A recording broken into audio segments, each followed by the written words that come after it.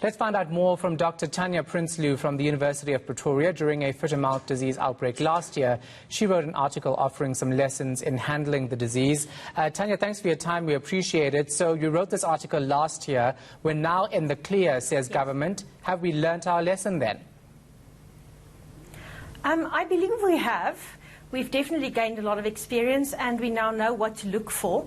It's important that when we open up the feedlots and the auctions that we do make sure that we can trace the animal from where it was originated from and that we can make sure that we sell healthy animals.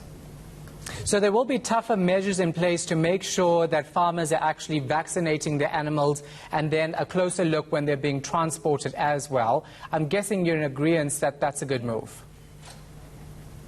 Yes, it's very important that the animals have a brand, that you know where they come from, they originate from, and it's also important that you know where they move to, and they're not moving into an infected area or places where they're exposed to the virus. Yeah, so let's talk about foot-and-mouth disease in the first place. Many years ago, we were all very worried about it. How has this disease actually progressed? Well, we still find that we get outbreaks quite often. It's a virus, it does mutate. So the biggest concern is in the Kruger National Park where we have buffalo coming in that interact with cattle and they transmit the disease. Yeah. So what we've learned is that we definitely have to make sure that we know if those animals come into contact with any of the animals that are infected. Yeah, and can we do anything extra measures in place apart from what government's currently doing? I know you looked at Namibia and how they handle the disease. What more can we do? Well, it's very important that I think our government is looking at a national traceability system for South African cattle.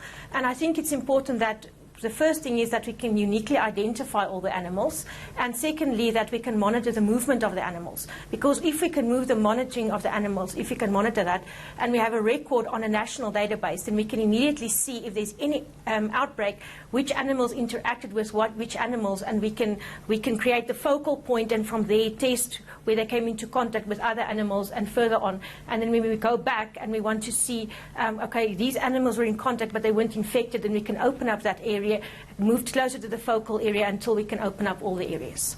So it's very important, I think, that we go and look at what Namibia is doing in terms of livestock traceability systems and for the entire country to have a centralized system in place. Do we have any reason to panic? I think actually yes, we do. The outbreak can really get out of hand, and what do we do then? So I think it's extremely important that we sit down and we put a traceability system in place so that we prevent this from becoming a national crisis and closing all export markets. Yeah, thank you so much for your time and your insight. Appreciate it. Dr. Tania Prinsloo from the University of Pretoria.